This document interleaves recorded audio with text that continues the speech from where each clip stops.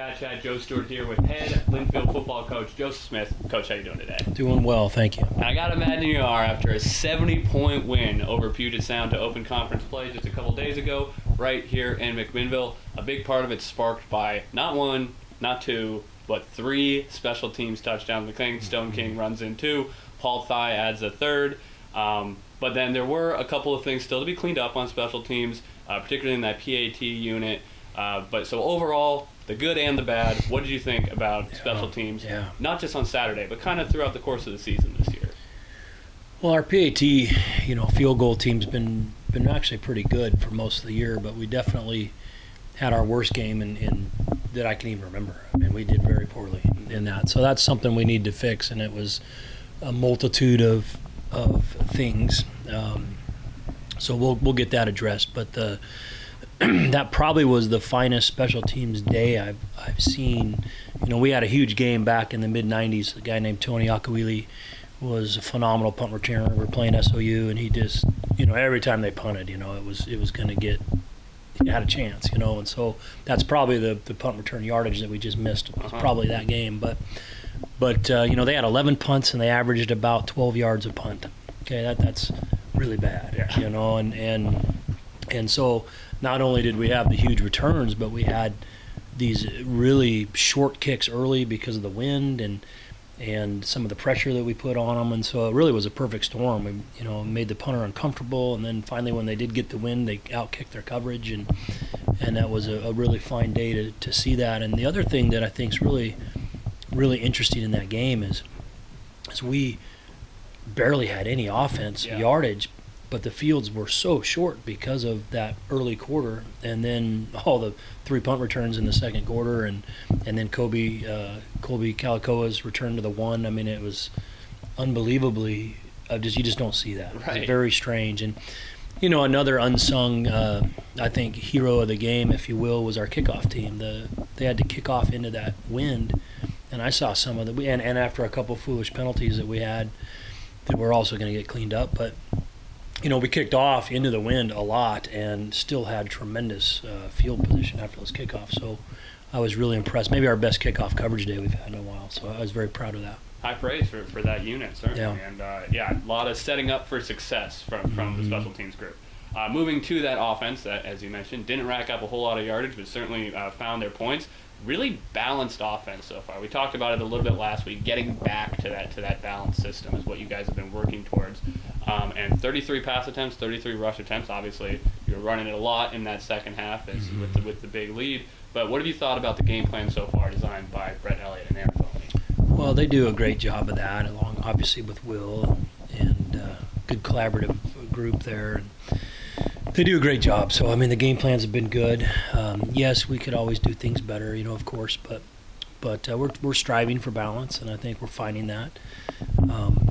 The O-line's, coming around, and UPS presented some, honestly, they do things a little different, so it was a little bit of a wrinkle in some ways, but I'm very pleased with the big play potential we have. It's just really nice to have, and that's going to continue to be sort of a real weapon for us. I think our receiving core is extremely dangerous to man up, and that makes for some fun things to be able to do on offense, and it makes it hard on a defense. So, but you got to be able to run the ball in conjunction with that. Yeah, and with all those weapons, we've seen it. And when you have McNabb coming out of the backfield, especially too, defenses just they don't know where to leave somebody open. It's impossible to pick your poison against this offense. But you mentioned the O-line.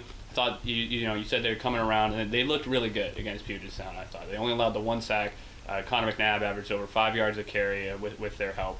What have you your thoughts on their progress under first-year O-line coach Will Hack? Well, it's great having Will back. He's obviously very, very dear to us, in our program, and he's doing a good job. So, I think he'll only get better, as we all do as coaches, as you go through it and learn from failure as much as success oftentimes. But he's doing a good job with them. Those guys are working hard, and it's such a senior-laden group. It's quite a nice group to have be your first O-line.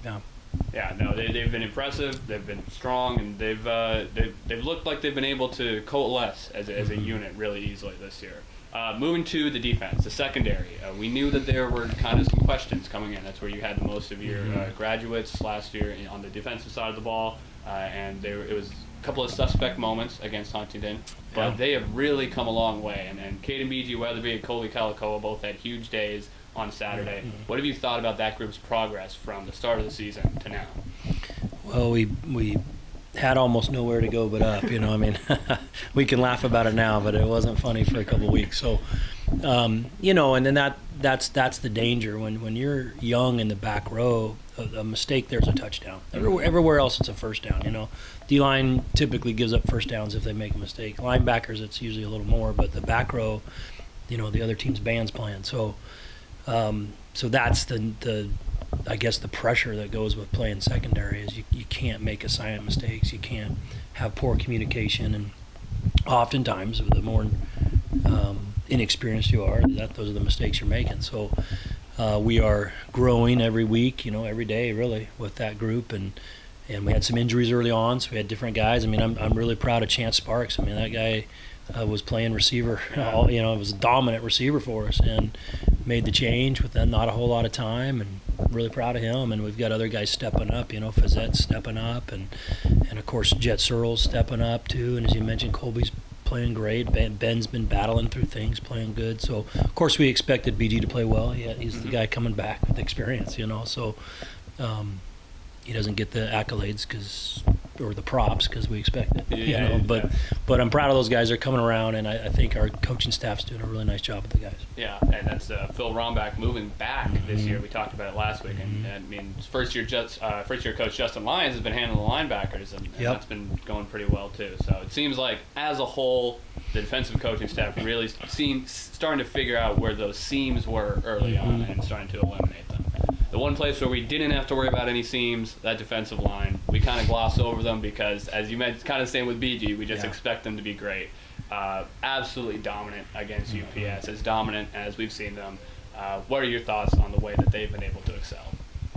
Well, I think that group's really very similar to our receiving corps in terms of they're just so much better than everybody else's group.